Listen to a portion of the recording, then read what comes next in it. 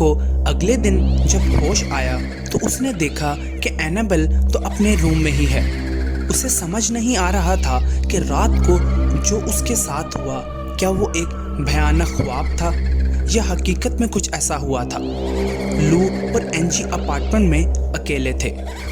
اچانک ڈونا کے کمرے سے انہیں کسی چیز کے بہت زور سے گرنے کی آواز آئی۔ انہیں لگا شاید اس اپارٹمنٹ میں کوئی چور گھس آیا ہے۔ لو جلدی سے ڈونا کے کمرے میں گیا، لیکن وہ کمرہ ایک دم خالی تھا۔ وہاں بس اینابل ڈال تھی جو فرش پر پڑی تھی۔ لو کو ایک چھوٹی بچی کی ہنسی سنائی دی۔ یہ وہی ہنسی تھی جو کل رات شاید اس نے اپنے خواب میں سنی تھی۔ اسے لگا اس کے پیچھے کوئی ہے، لیکن جب وہ پیچھے مڑا تو وہاں کوئی نہیں تھا۔ اچانک لو کے سینے میں بہت تیز درد شروع ہوا۔ جب اس نے اپنی چھاتی پر ہاتھ لگایا تو وہاں سے خون بہہ رہا تھا۔ اتنے میں اینجی وہاں آ گئی اور اس نے دیکھا کہ لو کے جسم پر کسی کے ناخنوں کے ساتھ نوچنے کے نشان ہیں۔ اس حادثے کے بعد ڈونا اور اینجی کو لگا کہ چیزیں بہت بگڑ رہی ہیں، اور اسی لیے انہوں نے مشہور پیرانورمل انویسٹیگیٹرز ایڈ لورین اور وارنس لورین کی مدد لی۔ انویسٹیگیشن کے دوران انہیں پتہ چلا کہ اس ڈول کے اندر کوئی 7 سال کی بچی نہیں بلکہ ایک شیطان ہے جو بچی ہونے کا ناٹک کر رہا تھا، اور اس کا مقصد پیار حاصل کرنا نہیں بلکہ کسی انسان کے جسم پر قابو پانا تھا۔ اینابل کی وجہ سے کسی اور کو کوئی پریشانی نہ ہو، اس لیے وہ اپنی انویسٹیگیشن مکمل کرنے کے بعد ڈونا اور اینجی سے وہ ڈول لے کر گھر کے لیے نکل گئے۔ ایڈ نے اس ڈول کو گاڑی کی بیک سیٹ پر رکھا تھا۔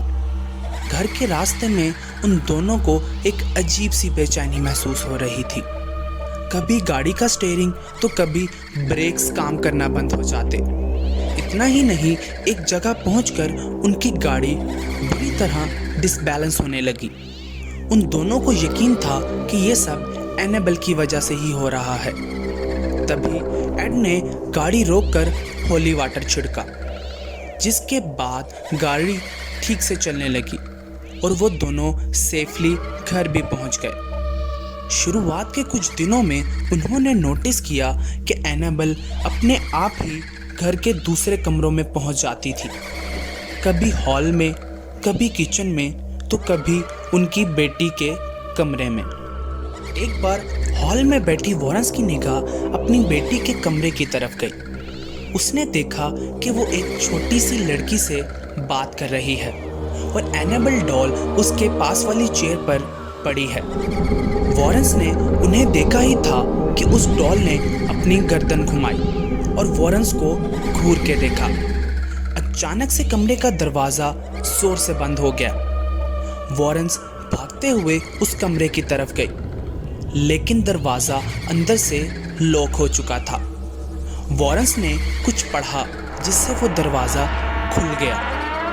وہ جب اندر پہنچی تو اس نے دیکھا کہ اس کی بیٹی بے ہوش ہو چکی تھی اور اینابل ڈال نیچے فرش پر گری پڑی تھی۔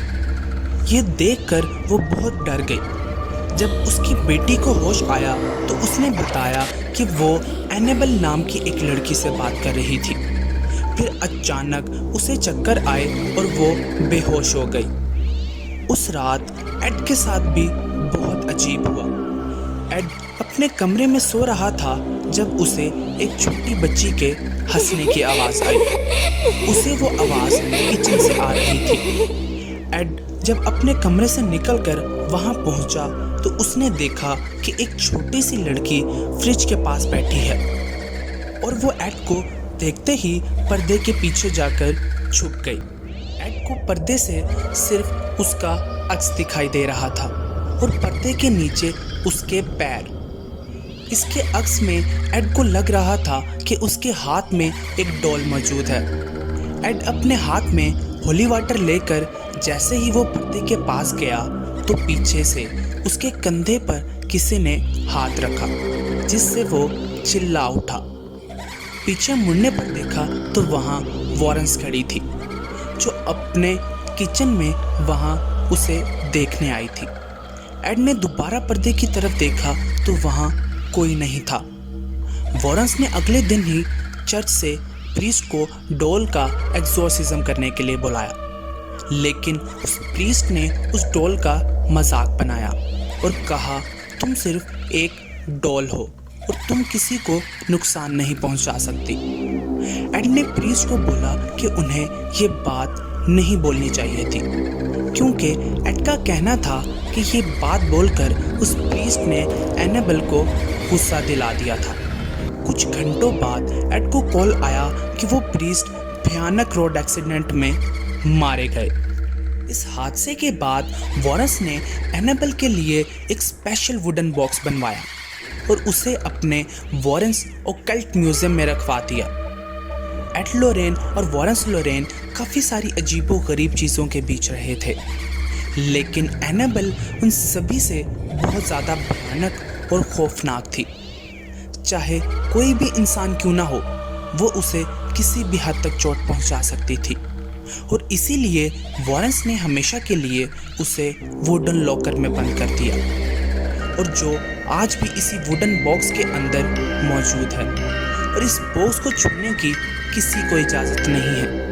यही वो डॉल थी जिससे मुतासिर होकर एनाबेल का वो खौफनाक कैरेक्टर बनाया गया था। दोस्तों, अगर आपको ये वीडियो पसंद आई हो तो इसे लाइक करें, चैनल को सब्सक्राइब करें और कमेंट सेक्शन में अपनी राय ज़रूर बताएं। अपना बहुत सारा ख्याल रखिएगा और अपने से भी ज़्यादा दूसरों का। मैं मिलता हूँ आपसे एक और नई वीडियो में कुछ नई दिलचस्प बातों के साथ। तब तक के लिए मुझे इजाज़त दीजिए। अल्लाह हाफिज़।